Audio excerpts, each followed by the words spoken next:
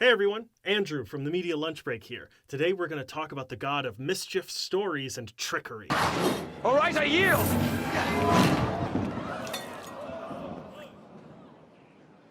My brother. I've always hated him. Loki Odinson finally has his own series coming out on Disney+, so we thought it might be fun to take a look at what the show might be about and even dive into what storylines they may be taking directly from the comics. Let's jump right in. For starters, it's important to take into consideration that this isn't the Loki we think he is. This is Loki from the first Avengers movie. He hasn't made amends with Thor, he hasn't been killed by Thanos, and he is still, overall, a dick. At the end of Avengers Endgame, Loki got his hands on the Tesseract in 2012 and launched himself into God knows where. God's nowhere? God's no, it doesn't matter. But, based on the clothes worn by the enthusiastic locals who come to say hi, it looks like Loki ended up somewhere in the Gobi Desert in southern Mongolia. From then, it's safe to say that the Time Variance Authority, or TVA, an interdimensional bureaucratic organization dedicated to prosecuting time criminals, picks him up and brings him to trial. And it looks like his verdict is guilty and he's sentenced to community service, or fixing some broken timelines. From here, there are a couple different possibilities. One is that in taking the Tesseract in 2012, Loki split the timeline into a bunch of different fragments, and now he's working with the TVA to get everything back to normal again. Another possibility is that Lokis from other timelines are running amok through space-time, and the TVA is working with the only Loki who's shown any heroic potential at all to help reel them back in. I'm nearly certain that Sophia DiMartino is playing a female version of Loki. I mean, look at this outfit.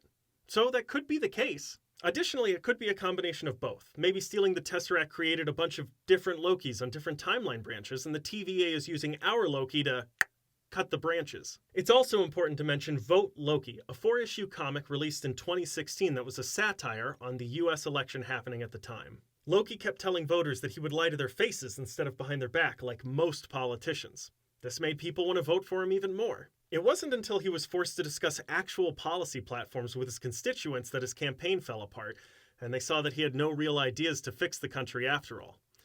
But nothing like that could ever happen in real life, right? They say one of their achievements for the year is bringing peace to Syria. And the whole world's talking about it. It's the level of stupidity is incredible. I'm telling you, I used to use the word incompetent. Now I just call them stupid. I went to an Ivy League school. I'm very highly educated. I know words. I have the best words. But there's no better word than stupid. Right? There is none. There is none. Anyway, in the trailer, we see Loki dressed in almost the exact same outfit that he wears in the comic Vote Loki. Now, I don't know if they're going to pull any direct storylines from this. It doesn't feel like it would really fit with what they seem to be trying to go for. However, I think there's a decent chance that what he's doing is trying to stop a version of himself who's running for president in an alternate timeline. Maybe he puts on the outfit to pretend to be that person in order to convince people not to vote for him, or to announce his concession. This would explain why his followers turn on him so quickly. Because they realize this isn't their Loki. Maybe their Loki is a woman. Maybe she looks like Sophia DiMartino. Just by coincidence. There are also hints of a character called Kang the Conqueror. By the way, as a fun party trick, try saying character called Kang the Conqueror 3 times fast. In the comics, Kang is a descendant of Reed Richards from the future of an alternate timeline. He's one of Marvel's biggest baddies, and he's a time traveler, so he'd fit well in a show about the TVA. We also see figures that might represent his presence here and here. I doubt he'll actually make an appearance since we haven't even been introduced to Reed Richards yet, but if he does, expect him to appear in a post-credit scene or to be a character that has very little backstory provided. So far, the Marvel Disney Plus shows haven't really done anything to drastically change what's happening in the films, so I expect everything to pretty much go back to the way it was before the show, with maybe a couple exceptions.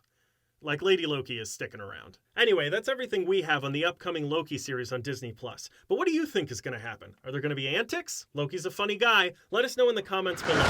If you liked this video, check out the Media Lunch Break podcast on Spotify, Google Podcasts, or Apple Podcasts. We're all over the place. Or follow us on Twitter, where our handle is @MediaLunchBreak. And while you're here, give us a like and a subscribe. Thanks for watching.